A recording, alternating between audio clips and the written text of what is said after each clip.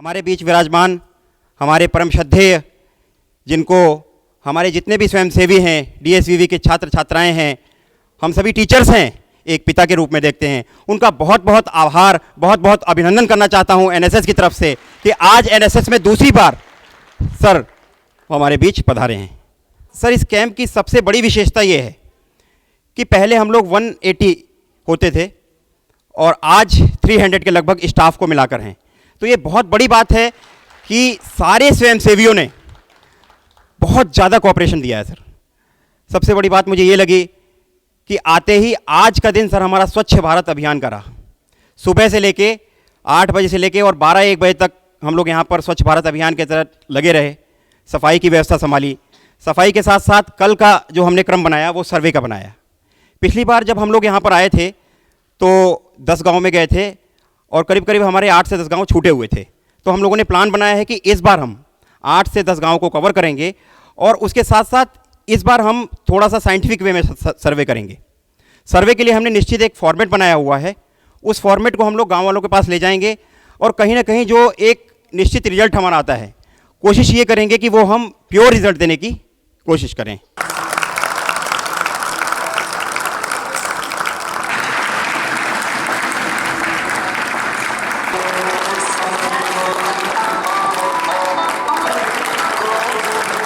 उन्होंने जब से ये जाना कि हमारे श्रद्धेय कुलाधिपति महोदय हमारे बीच आने वाले हैं, उनके हृदय में एक ऐसी उमंग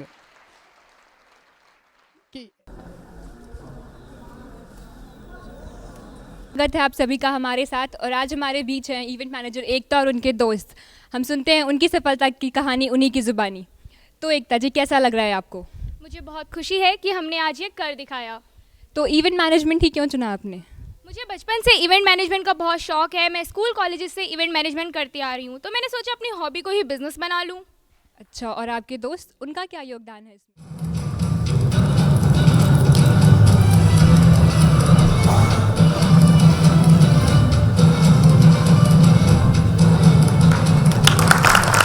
परम श्रद्धेय his holiness doctor Pranav Pandya sir for his speech.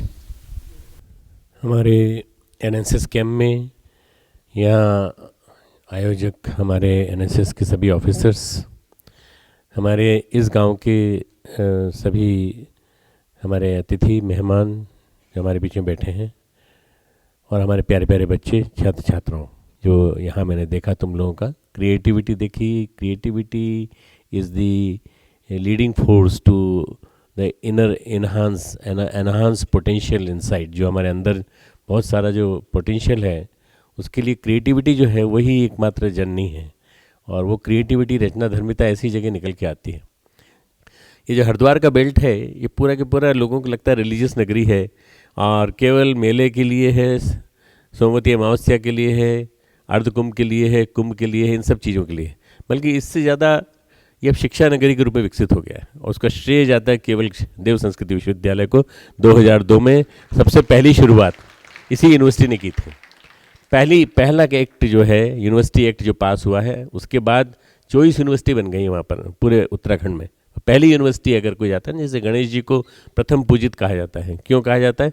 तो सबसे पहले वो आए, राम मंत्र लिखा और माता पिता के सामने बैठ करके माता पिता की परिक्रमा की, राम की परिक्रमा की, और जा करके उन्होंने कहा कि मैंने ब्रह्मांड की परिक्रमा कर ली। प्रथम पूजित माने जाते हैं गणेश, केवल इसी वजह से कि वो हर काम में हमेशा आगे पूजे जाते हैं और गणेश की पूजा सब चालू होता है।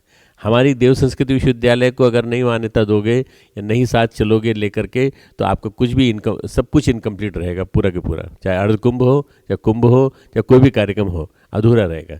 इसमें इतनी खूबसूरतियाँ हैं। मैं जब देखता हूँ, कार्यक्रम देखता हूँ, चाहे परसों का कार्यक्रम देखा हो मैं बहुत भाव हो गया था।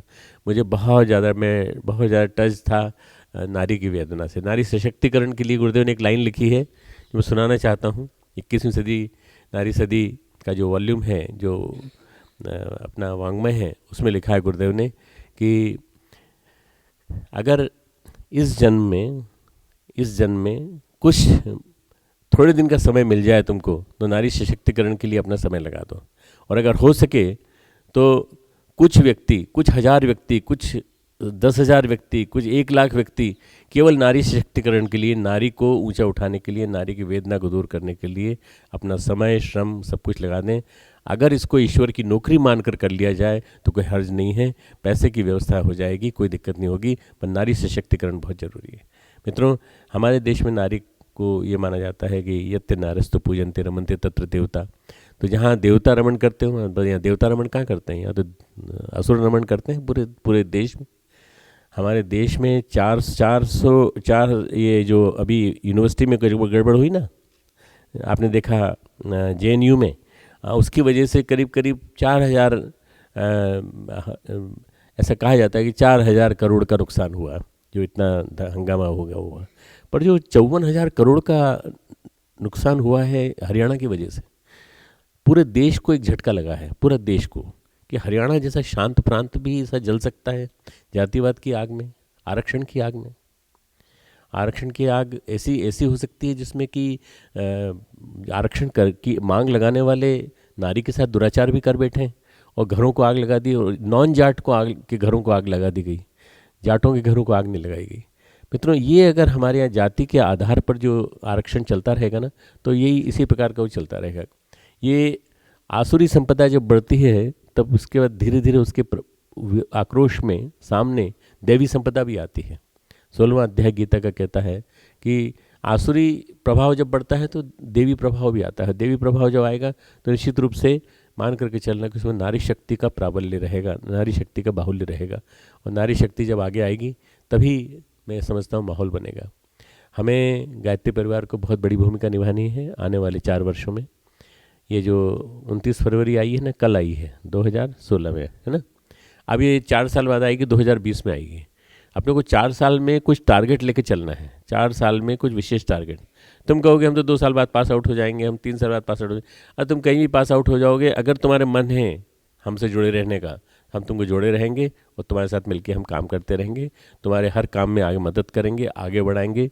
तुमको आगे भी कुछ अगर नॉन एकेडमिक लेवल पे और एकेडमिक लेवल पर, फाइनेंशियल लेवल पे किसी प्रकार की मदद की जरूरत होगी तो हम तुमको पूरे अवसर देंगे।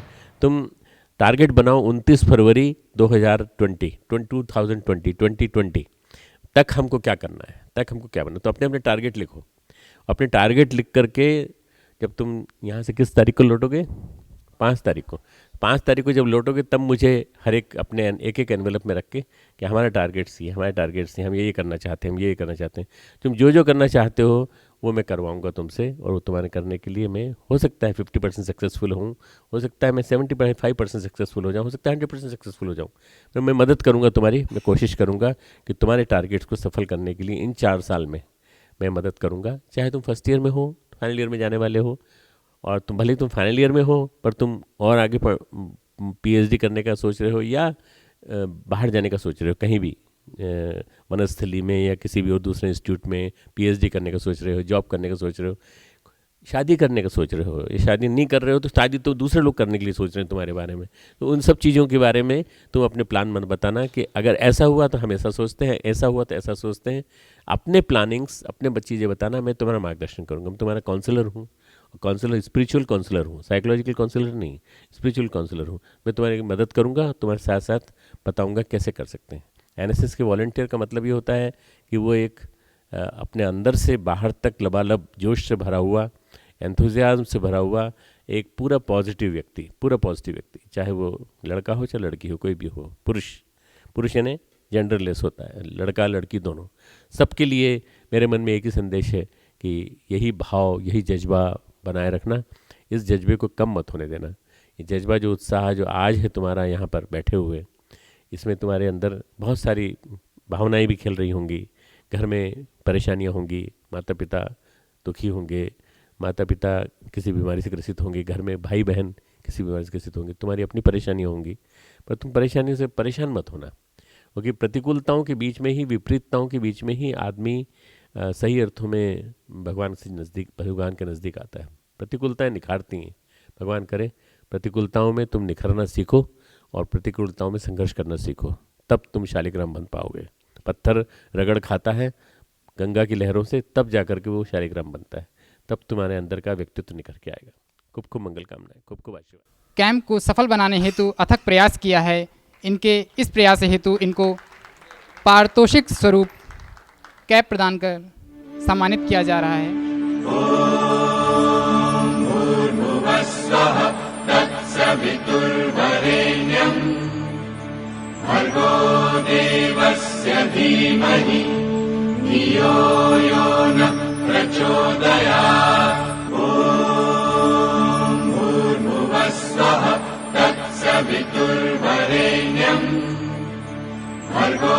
देवस्य धीमहि धियो यो न प्रचोदयात्।